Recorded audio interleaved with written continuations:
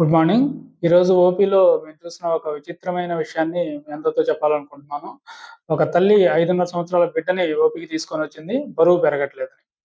బరువు పెరగట్లేదన్నప్పుడు ఆహారం ఏమిస్తున్నారు అని మేము ప్రశ్న వేశాం. ప్రశ్న వేసినప్పుడు చెప్పిన సమాధానం విని మాకు చాలా ఆశ్చర్యం వేసింది.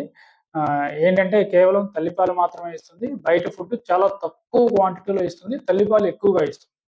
5.5 సంవత్సరాల బిడ్డకి కేవలం తల్లిపాలు మాత్రమే ఇస్తే సరిపోదు. బయట ఫుడ్ గూడా ఇవ్వాలి. పిల్లలకి తల్లిపాలు 6 నెలల వరకు కేవలం తల్లిపాలు మాత్రమే ఇవ్వాలి. 6 నెలలు దాటిన తర్వాత 2 సంవత్సరాల వరకు తల్లిపాలు ఇస్తూనే బయట తిండి గూడా కొద్ది కొద్దిగా పెట్టమని చెప్తాం. 2 సంవత్సరాల తర్వాత కూడా తల్లిపాలు ఇవ్వచ్చు. ఇవ్వకూడదనేం కాదు.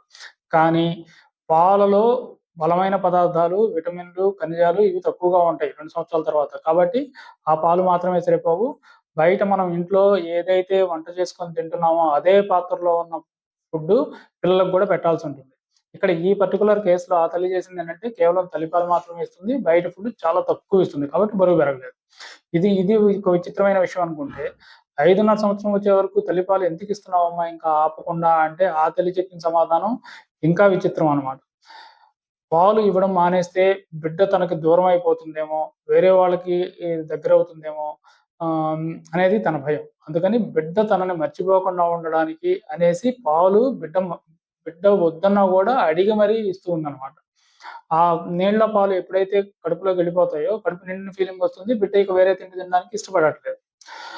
సో, ఇక్కడ మనం ముఖ్యంగా తెలుసుకోవాల్సిందేంటంటే 6 నెలల వరకు తల్లిపాలు మాత్రమే ఇవ్వాలి. 6 నెలల తర్వాత తల్లి పాలు ఇస్తూనే వేరే తిండి గూడా కొద్ది కొద్దిగా పెంచుకుంటూ పోవాలి. 2 సంవత్సరాల వరకు ఇవ్వాలి. 2 సంవత్సరాల తర్వాత ఒకవేళ పాలు ఇస్తున్నా కూడా మనం ఏదైతే తింటున్నామో అదే ఫుడ్‌ని పిల్లలకు కూడా పెట్టడం అలవాటు చేయాలి. ఇంకొక విషయం ఏంటంటే కేవలం పాలిస్తేనే తల్లి బిడ్డకి బంధం ఉంటుంది. పాలు ఇవ్వకపోతే బిడ్డ తల్లికి దూరం అవుతుందనేది తప్పు. తల్లిని, బిడ్డని ఎవరు దూరం చేయలేరు. Thank you.